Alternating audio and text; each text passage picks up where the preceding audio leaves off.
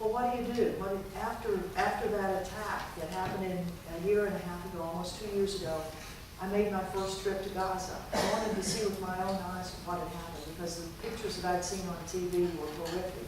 I couldn't believe that indeed the Israeli military had used such disproportionate force on a trapped population, that the level of deaths of civilians was so high. So I went to Cairo, Egypt. I went across the northern Sinai to Al-Arish and then to Rafah, Egypt, and by some miracle got into Gaza less than 10 days after the attack ended and saw for myself what had happened. We were only able to stay in there 48 hours because the Egyptians said, we're closing the border again, and if you're not out, you'll stay until we reopen it, and it could be a long time. And indeed, it was 20 days later before that was reopened.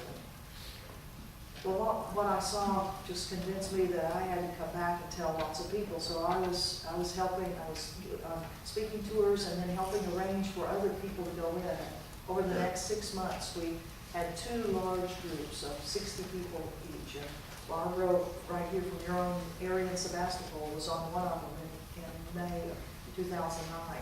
We helped 4 other groups get in. We helped organize in December of 2009 1,350 people from 55 countries that were a part of what was called the Gaza Freedom March. All these people came in that flew into Cairo, Egypt, ready to go into Gaza to march in solidarity on the commemoration of the year that attack had happened. No rebuilding had taken place in that year because the Israelis refused to let any reconstruction materials in. The 50,000 people were still homeless. The rubble was still there. There were no construction companies. There was no dairy. There were no chicken farms. There was nothing. So we brought all those people. The Egyptian government, in cahoots with the Israeli government, refused to let us into Gaza. So those 1,300 people were in Cairo and challenging the Egyptian government, which is a very dictatorial government, challenging what they were doing as complicit in this.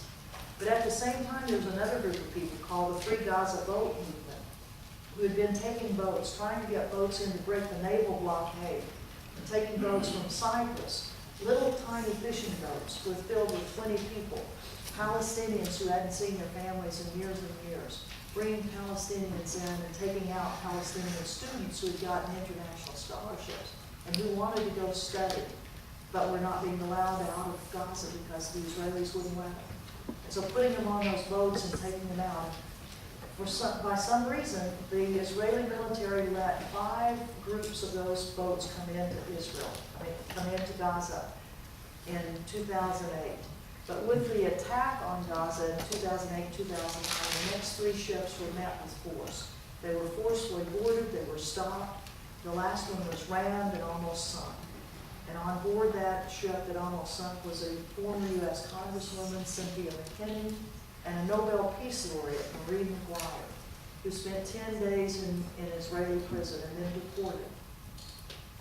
Well, with the stopping of the ships forcefully, the Free Gaza group decided they better take a different tack because actually these attempts were not getting much international publicity. And in fact, how many of you have even heard of them? How many of you all have heard of some ships trying to get into Gaza? A few people, but not many. So they decided, what if we got lots of vessels? What if we got 3, 4, 5, 6 and went in at one time? Maybe that would get some publicity. And that's how the Gaza flotilla concept emerged.